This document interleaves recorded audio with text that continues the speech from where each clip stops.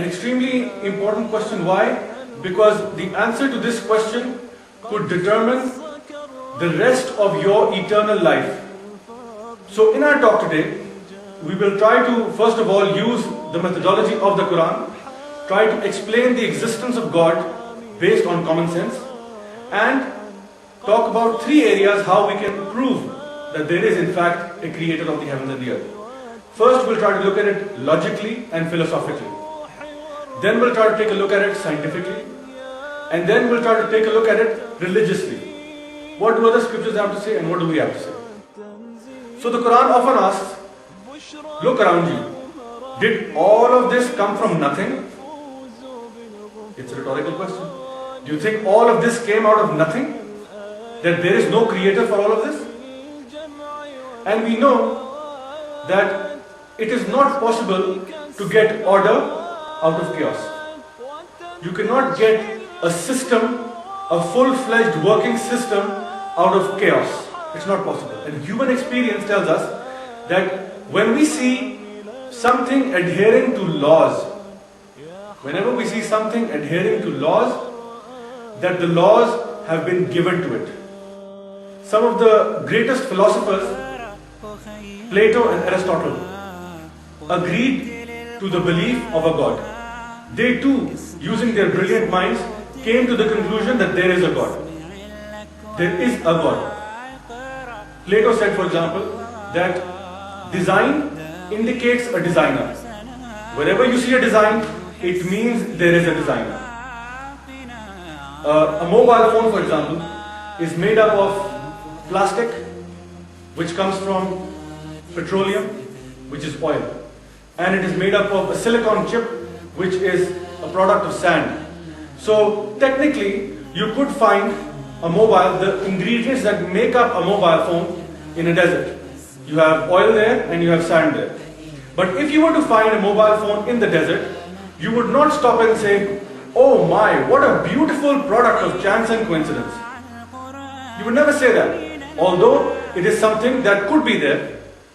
Similarly, even if you were to find a piece of dung in a green pasture, you would not say, wow, what a beautiful product of chance and coincidence. Look how the grass has digested itself and turned itself into dung. You would never say that. Similarly, even now, when archaeologists find the most basic of things, they find a broken piece of pottery in some land, somewhere, while they're digging and excavating the earth, they don't say, what a beautiful product of chance and coincidence. They will actually go into the details of the civilization, who made it, what were the people like, and what were their habits, cultures, traditions, so on and so forth, just by examining a piece of pottery made of clay, which could have formed on its own as well. But no, they will always say that this piece has to have a creator. The Quran tells us, look at the sun, the moon, the stars, the alternation of night and day, the animals, the plants, so many things, so many complex systems, yet you refuse to see the creator there. You see a creator for a small broken piece of pottery or even a piece of dung, but you refuse to see a creator when it comes to such complex systems.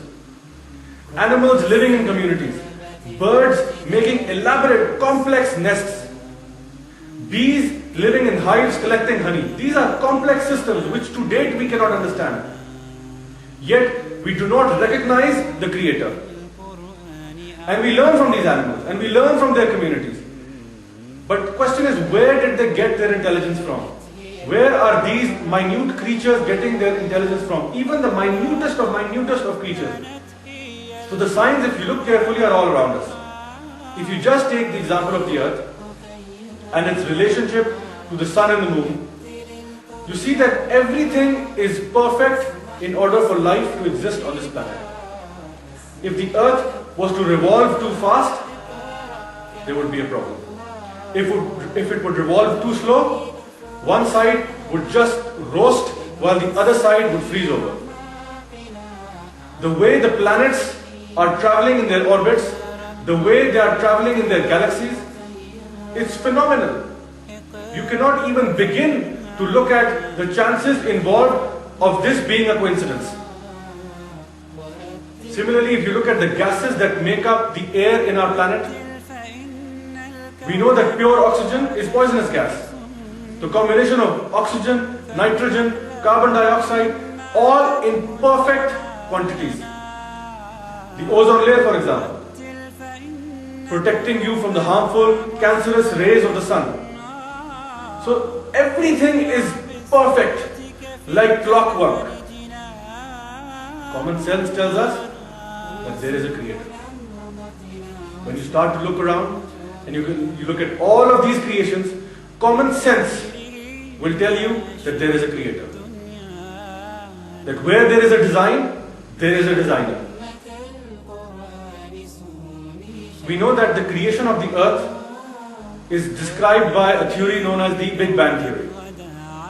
And the Big Bang theory states that the universe is constantly expanding, which we can observe. And at some point in time, when we start to rewind stuff back, we see that this all used to be one mass. All the universe used to be just one mass, which exploded, and then galaxies were formed, stars were formed, planets were formed, and they all started to go about their own orbits. And then life was also created on the planet Earth. This is the Big Bang theory. Yet, even if you look at the Big Bang theory, you can say that, okay, so what happened before this Big Bang? Because we know through science that matter can neither be created nor be destroyed. You cannot create matter, you cannot create something out of nothing. So, the Big Bang theory takes us to the conclusion that if this happened, some being must have put this matter in the first place and created the laws of physics that govern us today. It will only take you to that conclusion. The only opposing theory to the Big Bang theory, which was there for a while, was known as the steady state theory. So both the theories that are attributed to the creation of the universe take us to a being who was not bound by these laws of physics and who created this matter in the first place and set these laws of physics in motion. So if you look carefully enough all around you, you will see that the design is everywhere. Every snowflake is different from one another. Every grain of sand is unique. Every fingerprint is unique. Every retina is unique. The signs of the designer are everywhere. Belief in the God is an instinct within every human being. It is a reflex, in fact, in every single human being that is born. We are taught in the Quran that every child is born in fitrah, having knowledge of the Creator. Just like I was to pick up a cup of tea, and the moment that I touch the cup, it's hot. I let it go because it's hot. I do not pick it up and think, my brain is telling me this is burning hot, and by 10 seconds my hand is already burnt. This is a reflex. The moment I touch it, I let it go. It's too hot. Just in the same way, belief in the Creator of the heavens and the earth is a reflex. And this too is defined in the Quran using beautifully common sense. How do we do that? The Quran illustrates an example of a stormy night on the sea. Waves crashing on the sea. And you are in the middle of the vast emptiness of an ocean on a ship, fending for your life in that terrible, terrible storm. Don't know what is up, don't know what is below, and you are being hit with these violent winds. And then Allah subhanahu wa ta'ala asks, who do you turn to then? Who do you turn to in this time of crisis? Even an atheist would say that I would turn to a supernatural being. Not, oh science, please help me out of this. Oh money, help me out of this. Oh saint such and such, help me out of this. At that moment in time, all of your false gods will be proven false and wrong. And what will remain is the Creator of the heavens and the earth. I don't care what you call the creator of the heavens and the earth. You might know him by any name, but you will in fact be referring to the one almighty creator of the heavens and the earth. And this, dear brothers and sisters, is common sense.